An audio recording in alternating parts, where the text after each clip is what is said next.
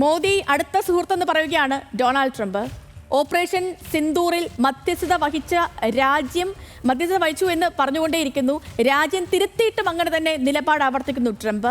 പാകിസ്ഥാന്റെ അധികാരത്തിലേക്ക് എത്തുക എന്ന മോഹവുമായി നടക്കുന്ന സൈനിക മേധാവിയെ ക്ഷണിക്കുന്നു. ഇപ്പോൾ പാകിസ്ഥാൻ ട്രംപിന് സമാധാന നോബൽ നൽകണമെന്നും പറയുന്നു. അമേരിക്കയോട് അടുക്കുന്നതിന് പിന്നിൽ പാകിസ്ഥാൻ ഒരു ലാഭ പ്രതീക്ഷയുണ്ട്, അത് സത്യമാണ്. പക്ഷേ ഈ പാകിസ്ഥാനെ ചേർത്ത് നിർത്തുന്നത് കൊണ്ട് ട്രംപിന് എന്താണ് നേട്ടം? ഈ കൂട്ടുകെട്ട് ലോകത്തിന് നൽകുന്ന സന്ദേശം എന്താണ്? നമുക്ക് എന്ത് മനസ്സിലാകുന്നു ഈ ഒരു കൂടിക്കാഴ്ചയിൽ നിന്ന്, ഇപ്പോഴത്തെ പ്രഖ്യാപനങ്ങളിൽ നിന്ന്? സെബാനെ. സേതു, പാകിസ്ഥാനെ സംബന്ധിച്ചിടത്തോളം അതിൻ്റെ ഒരു സ്ട്രാറ്റജിക് പൊസിഷൻ എന്ന് പറയുന്നത്, അതായത് ജിയോഗ്രാഫിക്കലി ഭൂമിശാസ്ത്രപരമായ അതിൻ്റെ ഒരു പൊസിഷൻ്റെ സ്ട്രാറ്റജിക് ഇമ്പോർട്ടൻസ് അവർ പ്രയോഗിക്കുന്നു എന്നാണ് നമുക്കിതിൽ നിന്ന് മനസ്സിലാക്കേണ്ടിയിരിക്കുന്നത്. കാരണം അത് നമുക്ക് ഇപ്പോൾ ഗ്ലോബലി നടക്കുന്ന ഏറ്റവും വലിയൊരു കോൺഫ്ലിക്റ്റ് എന്ന് പറയുന്നത് ഇസ്രായേൽ ഇറാൻ കോൺഫ്ലിക്റ്റാണ്. ആ കോൺഫ്ലിക്റ്റിൽ അമേരിക്കയ്ക്ക് വലിയൊരു പങ്കുണ്ട്. ആ പങ്ക് ഉടൻ തന്നെ അത് സംബന്ധിച്ച് വളരെ നിർണായകമാകുന്ന, അതിൻ്റെ ഗതി നിർണ്ണയിക്കുന്ന ഒരു തീരുമാനം ഉണ്ടാവും. ആ തീരുമാനം ഉണ്ടാകുന്ന സമയത്ത് പാകിസ്ഥാന് അറിയാം ഇറാനോട് അതിർത്തി പങ്കിടുന്ന ഒരു രാജ്യമെന്ന നിലയിൽ ഇറാനുമായി, അല്ലെങ്കിൽ അതിൻ്റെ നയപരമായി ഇറാനുമായി ഇസ്രായേലുമായി ബന്ധപ്പെട്ട വിഷയങ്ങളിൽ ഇറാൻ്റെ പൊസിഷന് ചേർന്ന് നിൽക്കുന്ന ഒരു രാജ്യമെന്ന നിലയ്ക്ക് അതിന് വിലപേശാൻ കുറച്ച് കാര്യങ്ങളുണ്ട് എന്ന കാര്യം മനസ്സിലാക്കുന്ന ഒരു രാജ്യമാണ് പാകിസ്ഥാൻ. ഏറ്റവും പ്രധാനപ്പെട്ട കാര്യം, അതിന് മറ്റൊരു ലെയർ ഉള്ളത് ഇന്ത്യ പാകിസ്ഥാൻ ഇപ്പോൾ കഴിഞ്ഞ സംഘർഷം. വളരെ അടുത്ത കാലത്ത് നമുക്കറിയാം അതിൻ്റെ പെഹൽഗാം അറ്റാക്കുമായി ബന്ധപ്പെട്ട് അതിന് ശേഷം നടന്നിട്ടുള്ള എസ്കലേഷൻ, ആ 3 ദിവസം നീണ്ടുനിന്ന യുദ്ധസമാനമായ അന്തരീക്ഷം. ഈ അന്തരീക്ഷത്തിൽ അതിൻ്റെ മീഡിയേഷൻ നടത്തിയത് താനാണ് എന്ന് US പ്രസിഡന്റ് ഡൊണാൾഡ് ട്രംപ് അവകാശപ്പെട്ടുകൊണ്ടൊരു ട്വീറ്റ് വരുന്നു. നമ്മൾ കണ്ടുകൊണ്ടിരുന്നതാണ്. ആ ട്വീറ്റ് വരുന്ന സമയത്ത് ഇന്ത്യയുടെ യുദ്ധത്തിൻ്റെ അപ്ഡേറ്റ്സ് ജനങ്ങളോട് വിശദീകരിക്കുന്ന ഒരു വാർത്താ സമ്മേളനം വിദേശകാര്യ മന്ത്രാലയം നടത്തുകയായിരുന്നു.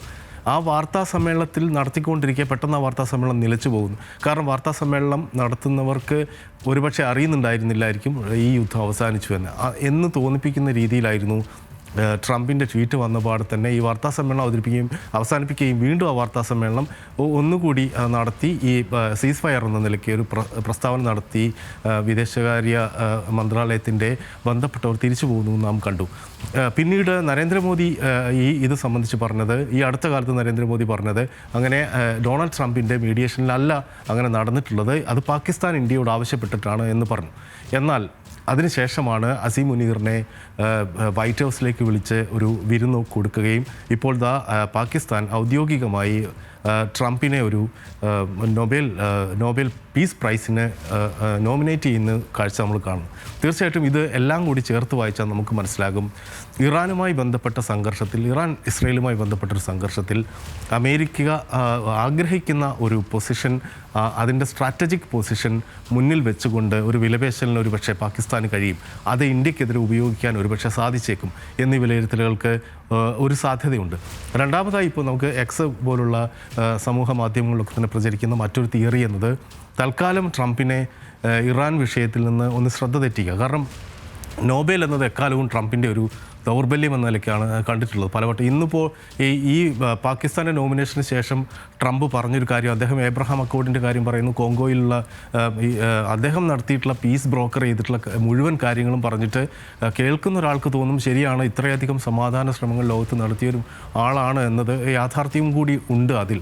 അപ്പോൾ എന്നിട്ടും എന്നെ ഇത്രയും കാലം നോബലിന് പരിഗണിച്ചില്ല, ഇപ്പോൾ പാകിസ്ഥാനാണല്ലോ അത് ചെയ്തത് എന്ന് നമുക്ക് വേണമെങ്കിൽ വായിച്ചെടുക്കാവുന്ന രീതിയിലുള്ള പ്രതികരണം ട്രംപിൻ്റെ ഭാഗത്തുനിന്ന് ഉണ്ടാവുകയും ചെയ്തു.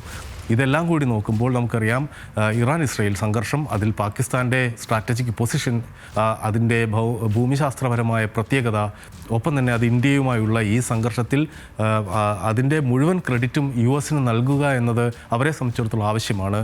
മോദിയെ സംബന്ധിച്ചിടത്തോളം ഇന്ത്യയോട് വഴങ്ങുകയായിരുന്നു പാകിസ്ഥാൻ എന്ന നറേറ്റീവ് അവിടെ പൊളിയുന്നു എന്നതും ഇന്ത്യയെ സംബന്ധിച്ചിടത്തോളം അതൊരു പ്രശ്നമാണ്. സേതു.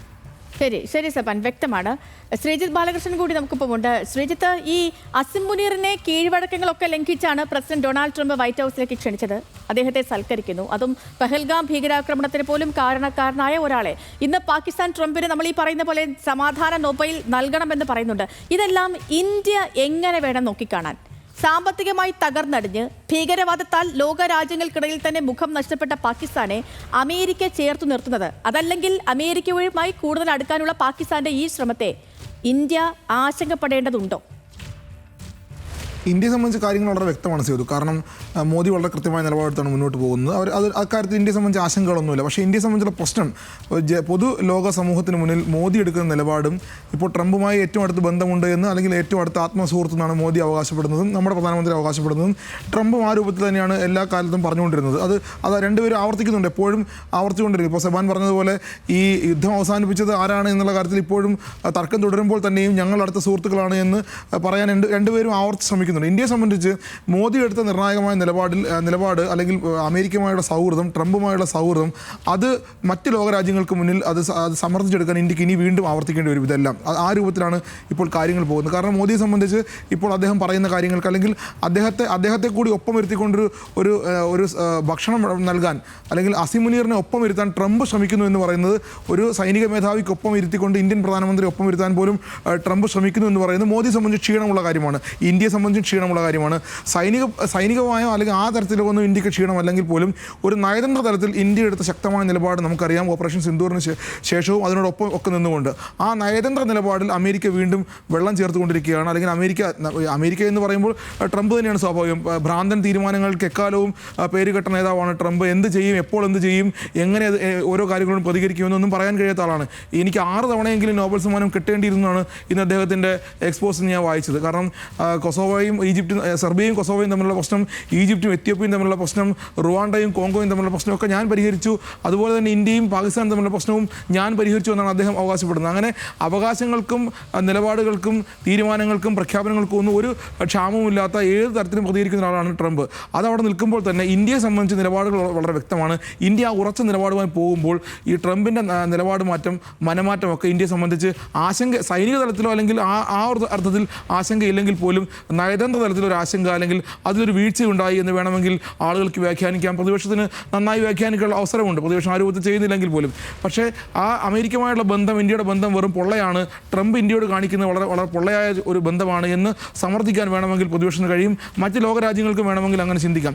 മറ്റൊരു തരത്തിൽ ചിന്തിച്ചു കഴിഞ്ഞാൽ പാകിസ്ഥാനെ സംബന്ധിച്ച് പാകിസ്ഥാൻ്റെ സൈനിക ക്യാമ്പുകളാണ് അമേരിക്കയെ സംബന്ധിച്ച് ആവശ്യം. പക്ഷേ അതിനോടൊപ്പം തന്നെ അമേരിക്കയ്ക്കൊപ്പം ചേർന്നുകൊണ്ട് ഇന്ത്യയെ എങ്ങനെയെങ്കിലും ഒന്ന് പേടിപ്പിച്ച് നിർത്താം എന്നതായിരിക്കും ഒരുപക്ഷെ. അസീം മുനീറിനെ പോലെ മറ്റൊരു ഭ്രാന്തനാണ് അസീം മുനീർ എന്ന് പറയേണ്ടി വരും. ഈ ട്രംപിനെ പോലെ തന്നെ അദ്ദേഹത്തിൻ്റെ ട്രംപിൻ്റെ തീരുമാനങ്ങൾ വേറെ തലത്തിലാണെങ്കിൽ അസീം മുനീറിനെ സംബന്ധിച്ച് സൈനിക തലത്തിലാണ് അദ്ദേഹത്തിൻ്റെ ഭ്രാന്തൻ തീരുമാനങ്ങളല്ല. ഇന്ത്യയുടെ അതിർത്തി കടന്ന് ഭീകരരെ ഇളക്കിവിടാനും ഇന്ത്യയുടെ അതിർത്തിയിൽ തുടർച്ചയായി ആക്രമണം നടത്താനും ഒക്കെ ശ്രമിക്കുന്നത് പാകിസ്ഥാനെ മാത്രമല്ല, പാകിസ്ഥാനിലുള്ള തീവ്ര ദേശീയത ഉൾക്കൊള്ളുന്ന ആളുകളെ മാത്രമല്ല, ലോകത്തിന് മുമ്പിൽ ഞാൻ എന്തോ മിടുക്കനാണെന്ന് സമർത്ഥിക്കാനും അദ്ദേഹം ശ്രമിക്കുന്നുണ്ട്. അതാണ് ട്രംപിനെ പോയി കാണാനും അല്ലെങ്കിൽ ട്രംപിൻ്റെ ക്ഷണം സ്വീകരിച്ച് അവിടെ പോയി ഇരിക്കാനും അതിനോടൊപ്പം തന്നെ ഒപ്പം മോദിയെ കൂടി ഇരുത്താനും ശ്രമിക്കുമ്പോൾ ഈ അമേരിക്കയും പാകിസ്ഥാനും ചേർന്ന് നടത്തുന്ന ശ്രമങ്ങൾ ഇന്ത്യയെ നയതന്ത്ര തലത്തിൽ വല്ലാതെ ക്ഷീണിപ്പിക്കും. നമുക്കത് വിഷമമുണ്ടാക്കുന്ന ഘട്ടമായിട്ടാണ്, അല്ലെങ്കിൽ ആ രൂപത്തിൽ ആരോപണം ഉണ്ടാക്കാനാണ് പ്രതിപക്ഷം കൂടി ശ്രമിക്കുക. മറ്റൊരു തരത്തിൽ ചിന്തിച്ചാൽ, ഇതിനപ്പുറത്തേക്ക് ചിന്തിച്ചാൽ, പാകിസ്ഥാൻ്റെ സമീപത്ത് തന്നെ അല്ലെങ്കിൽ പാകിസ്ഥാൻ്റെ വ്യോമത്താവളങ്ങൾ ഞങ്ങൾക്ക് വേണമെന്ന് അമേരിക്ക ആവശ്യപ്പെട്ടിട്ടുണ്ട്, അമേരിക്ക ആവശ്യപ്പെട്ട് കഴിഞ്ഞു. അതൊരു പക്ഷേ ഇന്ത്യയെ സംബന്ധിച്ച് ചെറിയ ആശങ്ക വേണമെങ്കിൽ സൃഷ്ടിച്ചേക്കാം. കാരണം പാകിസ്ഥാൻ്റെ വ്യോമത്താവളങ്ങളിലേക്ക് ഒരുപക്ഷെ നമ്മൾ ആക്രമിച്ച് തകർത്തൊക്കെ പാകിസ്ഥാൻ്റെ പ്രധാനപ്പെട്ട വ്യോമത്താവളങ്ങളാണെന്ന് നമുക്കറിയാം. പിന്നെ ഇസ്ലാമാബാദിനോട് ചേർന്നുള്ള വ്യോമത്താവളങ്ങളെല്ലാം ഇന്ത്യ ആക്രമിച്ച് പ്രതിരോധിച്ച് തകർത്ത് കഴിഞ്ഞിരുന്നു. ആ വ്യോമത്താവളങ്ങളിലേക്ക് അമേരിക്ക കടന്നു വരുമ്പോൾ സ്വാഭാവികമായും ഇനി ഇത്തരത്തിലുള്ള അതിർത്തി കടന്നുള്ള ആക്രമണങ്ങൾക്ക് ഇന്ത്യക്ക് മറുപടി നൽകുമ്പോൾ ഒന്ന് ആലോചിക്കേണ്ടി വരും. അവിടെ അമേരിക്ക കൂടി ഉണ്ട്, അമേരിക്കയുടെ വ്യോമസേനയുണ്ട് എന്ന്, അല്ലെങ്കിൽ അമേരിക്കയുടെ സൈന്യമുണ്ട് എന്ന് ഇന്ത്യക്കൊന്ന് ആലോചിക്കേണ്ടി വരും. അങ്ങനെ ഇന്ത്യയെ പ്രതിരോധത്തിലാക്കാനായിരിക്കാം ഒരുപക്ഷെ അസീം മുനീറിൻ്റെ ഈ ഭ്രാന്തൻ തീരുമാനം എന്ന് വേണമെങ്കിലും നമുക്ക് കരുതാം. എന്തായാലും അമേരിക്കയിൽ പോയി പ്രസിഡന്റിനെ കണ്ടത് അല്ലെങ്കിൽ ട്രംപിനെ കണ്ടത് അസീം മുനീറിനെ സംബന്ധിച്ച് അയാളുടെ വ്യക്തിപരമായിട്ടും സൈനിക തലത്തിലും പാകിസ്ഥാൻ്റെ ദേശീയ തലത്തിലൊക്കെ അദ്ദേഹത്തിൻ്റെ ഇമേജ് കൂടും എന്നുള്ളത് വ്യക്തമാണ്. ഇന്ത്യയെ സംബന്ധിച്ച് നയതന്ത്ര തലത്തിൽ, നരേന്ദ്രമോദിയെ സംബന്ധിച്ച് നയതന്ത്ര തലത്തിൽ ക്ഷീണമുണ്ടായി എന്ന് വേണമെങ്കിൽ പ്രതിപക്ഷ പാർട്ടികൾക്ക് ആക്ഷേപിക്കാം, ആരോപണം ഉന്നയിക്കുകയും ചെയ്യാം. സേതു, രജിത്ത്, വ്യക്തമാണ്. അപ്പോൾ ട്രംപിന് എന്താണ് പാകിസ്ഥാന്റെ ഈ നീക്കത്തിൽ നിന്ന് മനസ്സിലാക്കേണ്ടത്? എന്താണ് അസീം മുനീറിന് ട്രംപ് വിരുന്നൊരുക്കി? ഈ ചോദ്യങ്ങൾക്കുള്ള ഉത്തരങ്ങൾ നൽകുകയായിരുന്നു, അതിനുള്ള വിലയിരുത്തലുകൾ നൽകുകയായിരുന്നു അഗസ്റ്റ് സെബാസ്റ്റ്യനും ഒപ്പം ശ്രീജിത്ത് പാലകൻ.